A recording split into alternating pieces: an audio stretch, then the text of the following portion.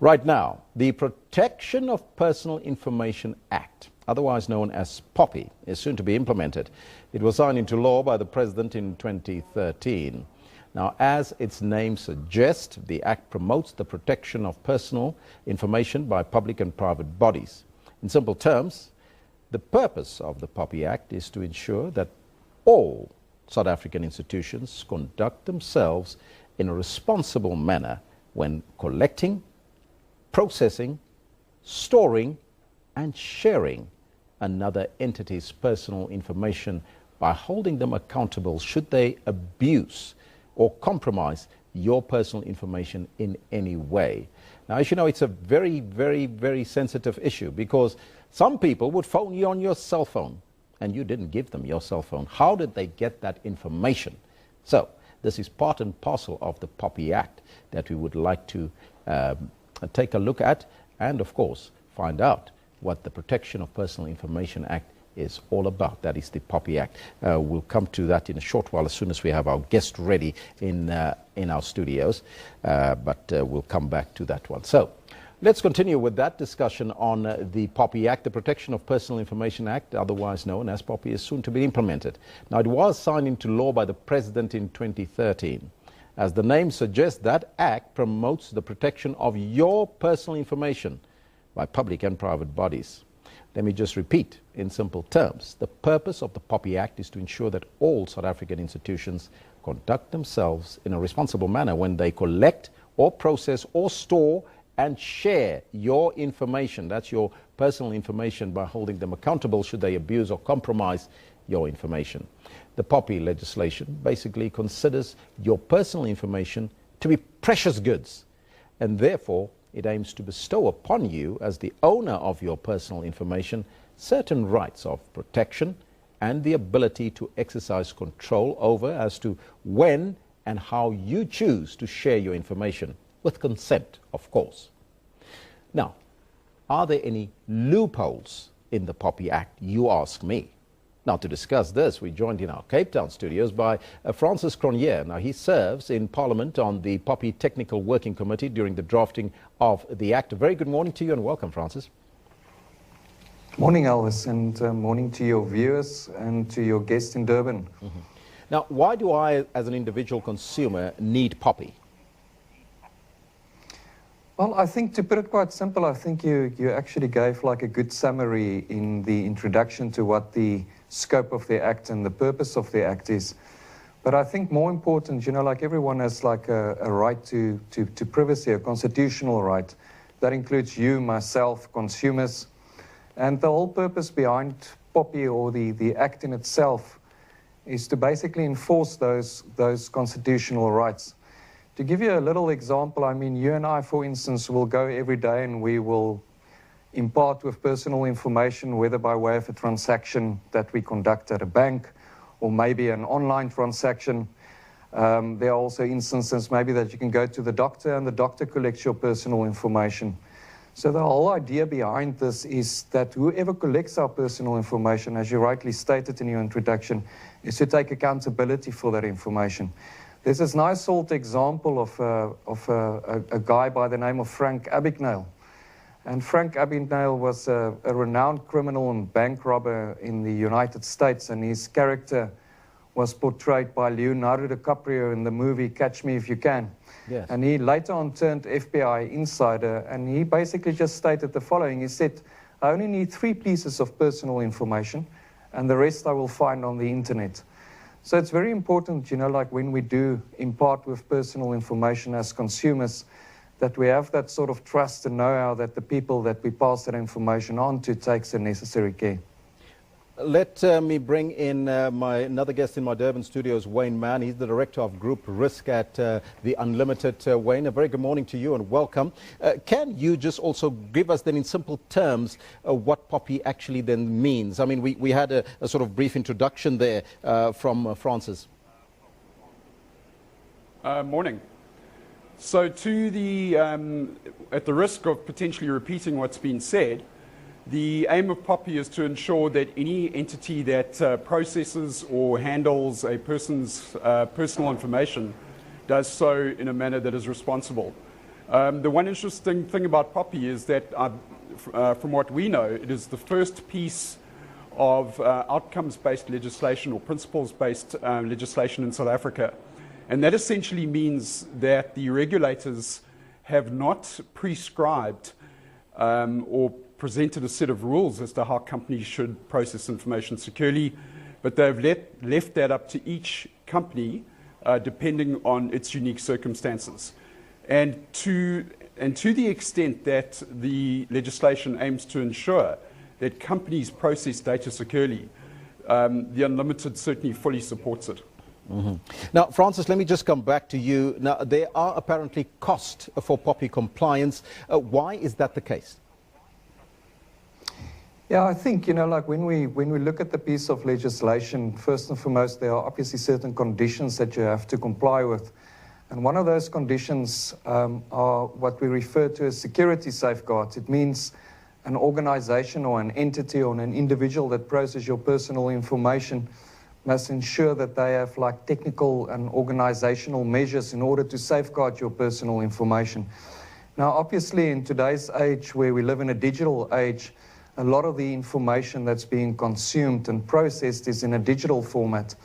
And obviously, together with that comes things or aspects like IT security, and these things come at a cost. I think, hopefully, as we progress in the digital world, we have like cloud solutions which can drive those costs down. But at the same time, if I'm like a small or SMME and I sit and I have like some physical assets, obviously I have to take some measures and I have to pay some costs to secure my building and to secure my physical assets. Not everybody is going to do it in the same way. Maybe you can decide to put on a safety security door, burglar proofing, like while a bank, for instance, might take different measures. And the same applies to personal information.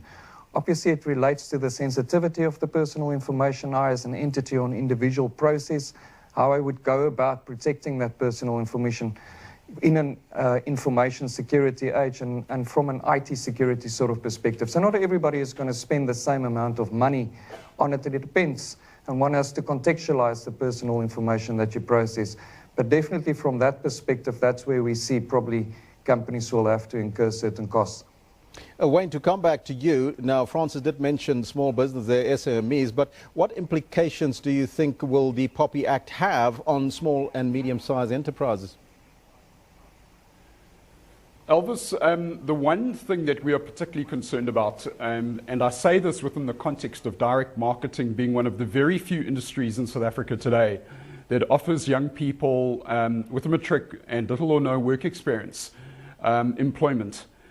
The one provision of POPI that we are particularly concerned about is that provision which is going to effectively outlaw electronic marketing unless the entity marketing in that fashion has the consent of the customer.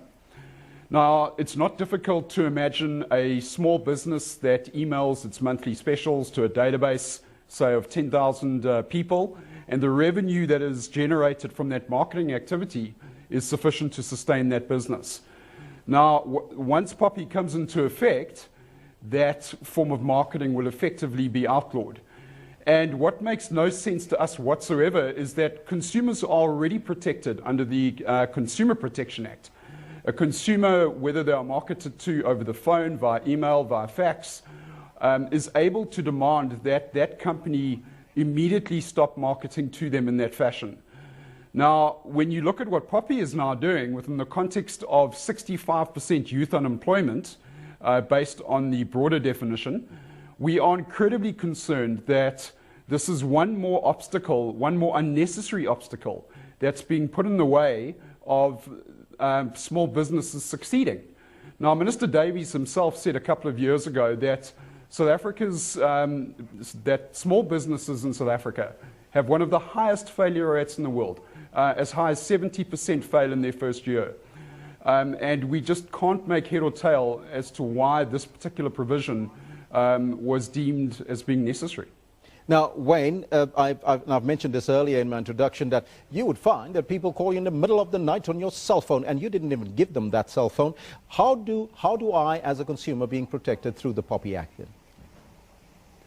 Well, again, if I can come back to the Consumer Protection Act, the Consumer Protection Act provides very, very clear guidelines around how direct marketers should conduct themselves, including prescribing hours in which you can be called.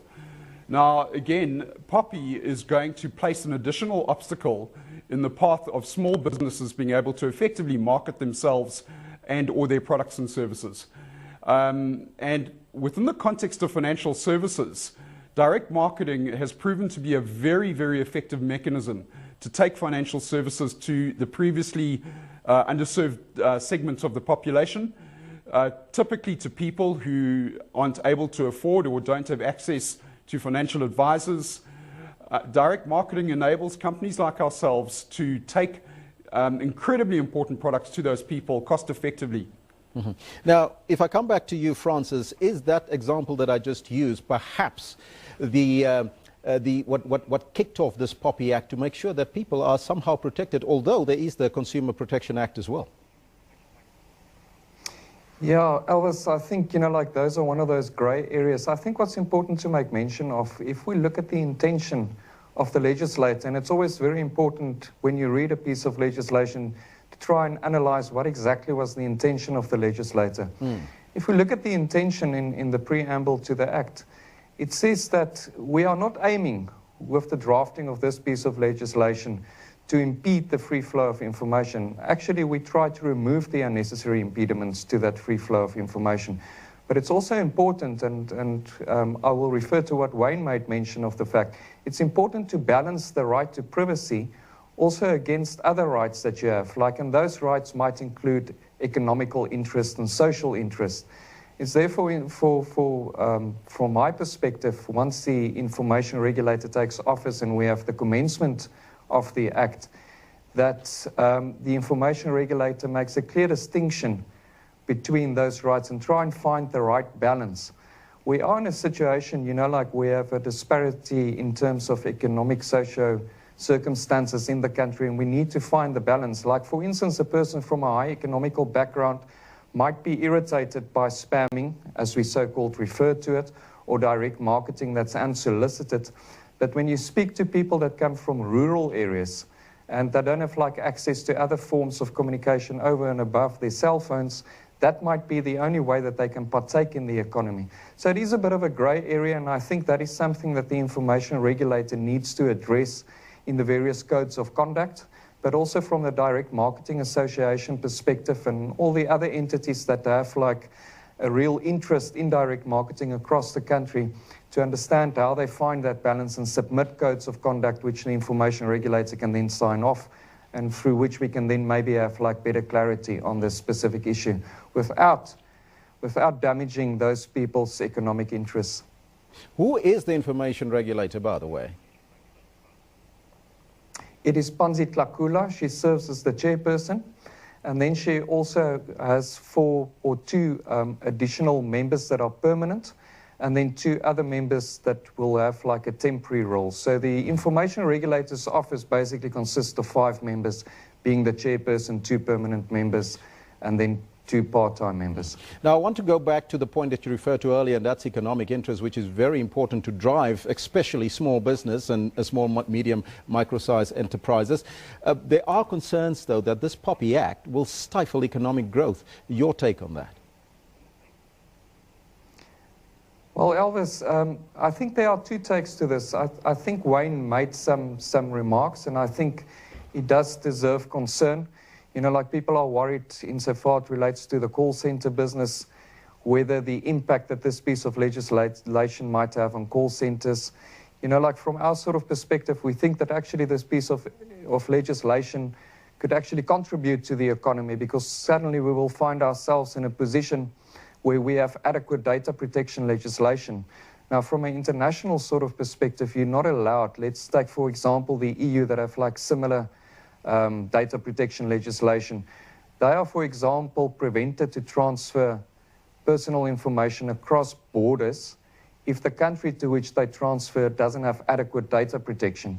Now, if you think from an international call center sort of service, those sort of things are a real concern for example, an EU company if they want to utilize a call center in South Africa, With us now having adequate data protection legislation and going forward, that sort of impediment would be removed. And then we might find that companies across the world that do have like adequate data protection themselves might utilize our call centers because they won't have that impediment of the personal information that we process in South Africa. Then just to take a step back in terms of the economy of existing call centers, you know, Wayne correctly referred earlier that we already have the Consumer Protection Act that does refer to direct marketing. We don't think that direct marketing from a call center perspective would be impacted the same as, like, for instance, when you send electronic communications via SMS. But I think it's important, as I stated in the previous question that was raised, you know, it's important for us to find that right balance between individuals' right to privacy and then their right to social and economic interests. Wayne, just to come back to you, are there any concerns from business, and is there still time for you to make input into this particular act?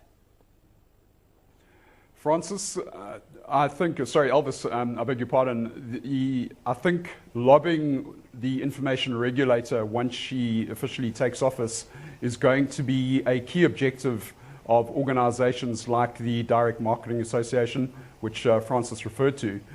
I'd just like to pick up on a point that Francis alluded to. I absolutely agree that an act like POPI will make South African companies globally competitive and align South African companies with standards that have been applied successfully in mature first world economies. But our concern is equally that those pieces of legislation that have been enacted in foreign jurisdictions are very appropriate to mature first world economies and does not necessarily take into account the unique circumstances which South African businesses face in a very, very tough economic climate. And on that point, I think we all acknowledge the fact that direct marketing, whether it be via electronic means or by call centers, comes with a certain stigma. And nobody likes getting those calls, especially late at night. But I think we all need to be incredibly conscious of the fact that the person making that call has made the choice not to stay at home, not to be on a social grant, but to go out there and do their best to earn a living. And within that context, we really challenge the perception and ask people, is it really that much of an inconvenience to receive that unsolicited SMS or phone call? Because the company that is sending them could very well employ anywhere from 10 to 50 to 100 people, who in turn are supporting another 2 or 3 people at home each. Just in closing, Francis, what next for POPI? Well, I think, we're in the fortunate position where the information regulator has been appointed, so it's a step in the right direction. Then we're waiting for them to basically announce the commencement date. And then once the commencement date of POPI has been announced, responsible parties, that meaning people who process personal information, will have 1 year to comply with the conditions and lined out in the Act and the Act itself. Gentlemen, I thank you so much for your time. Francis Cronje is joining us from our Cape Town studios. He served in Parliament on the POPI Technical Working Committee during the drafting of the POPI Act, as well as Wayne Mann, the Director of Group Risk at the Unlimited. Thank you so much for your time. Thank you, Elvis. Well, that's where we got to leave it now. We have a number of comments coming in. As you know, that authorities in